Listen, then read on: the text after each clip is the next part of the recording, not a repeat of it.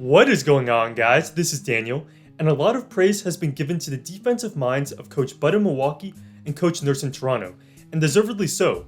By defensive rating, the Bucks and the Raptors were the two best teams this past season, but today I think we can learn a few things from Brooklyn, because before parting, Kenny Atkinson had constructed a quality defense that took a lot of things to the extreme.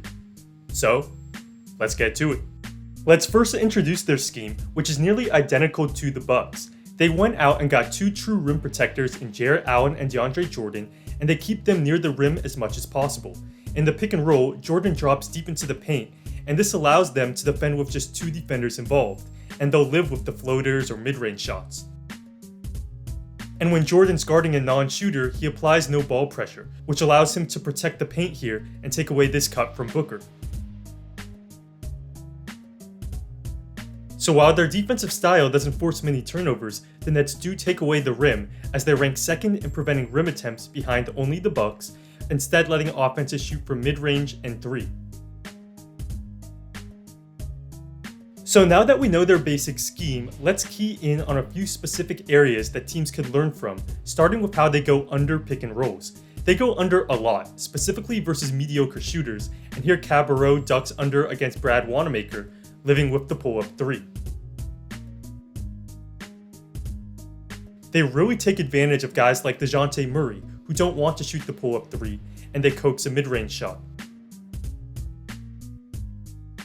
This can force poor shots and also disrupt the offense. Here, LeVert goes under Mudiay twice, and when Mudiay doesn't shoot, it really stalls out the possession for Utah, as the under lets LeVert stay in front despite the screen.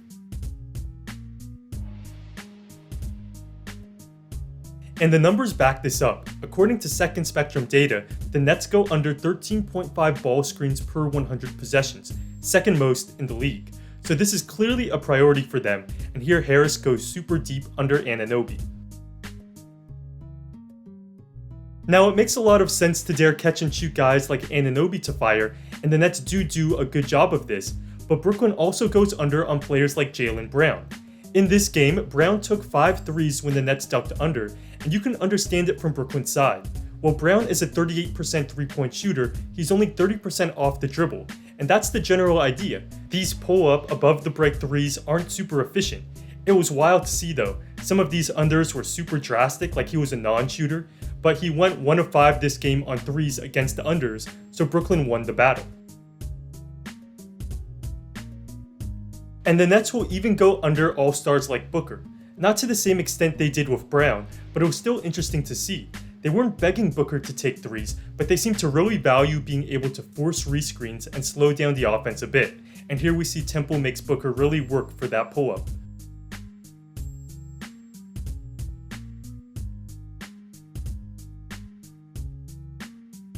Booker only shoots 34% on off-the-dribble threes, but to me this can still be a dangerous strategy versus a pure shooter like Booker. Now overall, the Nets allow .93 points per chance when they go under, which is pretty good. It's in the 70th percentile, and this includes plays like this where they went under and the shot wasn't taken until later.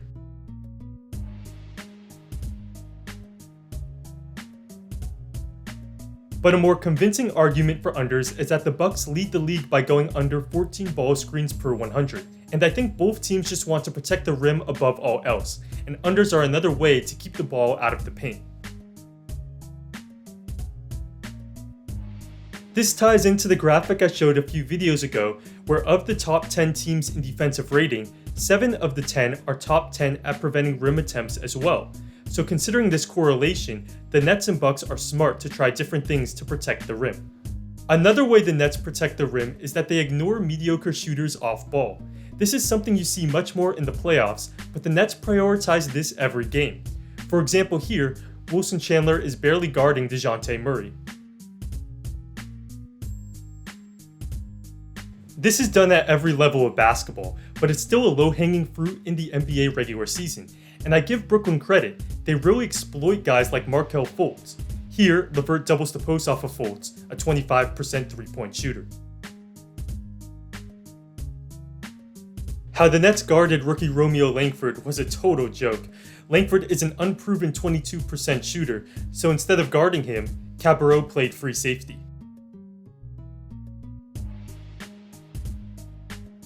Poor Brad Stevens was just trying to get his rookie some playing time, but the Nets made him completely unplayable. And here, look at the positioning, as Cabarrot mucks up the pick and roll.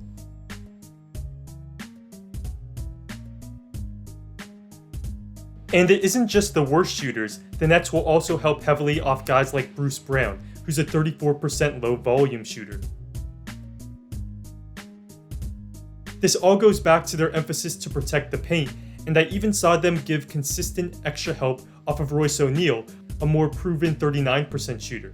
Here in the pick and roll, it's O'Neal they help off of, but notice on the closeout, Harris does respect him and runs him off the line.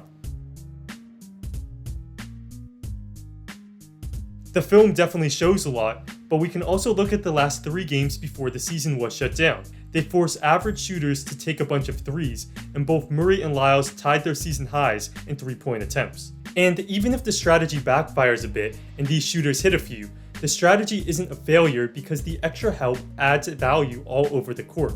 For instance here, TLC gives plenty of space to Jerome Robinson, which puts him in good position to box out the big on the shot. It's also quite jarring how this affects their pick and roll help. For instance here, that's Terrence Ross on the weak side, so no help is given. Instead, they'll help strong side corner off of Carter Williams. Whereas here in the pick and roll, Isaac Bonga is the weak side shooter, and that's where the help comes from. So this is really interesting because it's different. Most teams bring pick and roll help from a specific spot, but with Brooklyn it's all about the quality of shooter. Here we have a pick and roll middle, and a lot of teams will gap one pass away, but Harris doesn't gap at all because he's guarding a shooter. Instead, both Kyrie and Prince load over because they're guarding Brown and Sekou Doumbouya. That's something you usually see in the playoffs. And it all goes back to their deep drop. They can and often do defend with only 2, and keeping the base coverage simple allows for more nuance and scouting in regards to opposing shooters.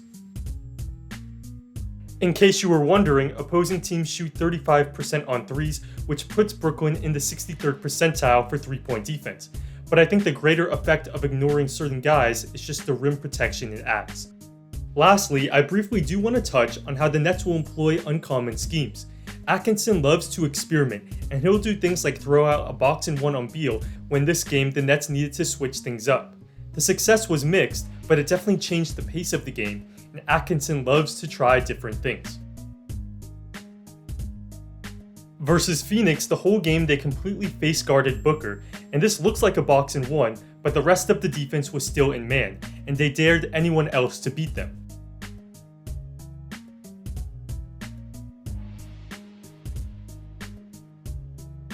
This isn't unprecedented or anything, but it is extreme and not something you see every game. Also, playing some zone became really common this year, and the Nets were one of the teams to make it popular. And here we see Kenny spread his arms to signal the zone, and the Nets are in a 1-2-2 here.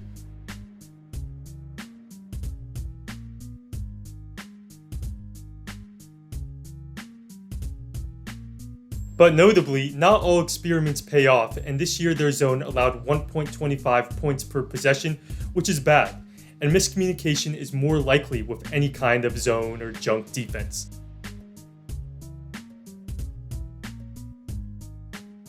Well, there you have it, guys. Atkinson clearly thinks a lot like his old boss, Coach Bud, and teams can definitely learn from both Milwaukee and Brooklyn's similar defensive strategies. Please like and subscribe if you enjoyed this video, and I'll see you next time.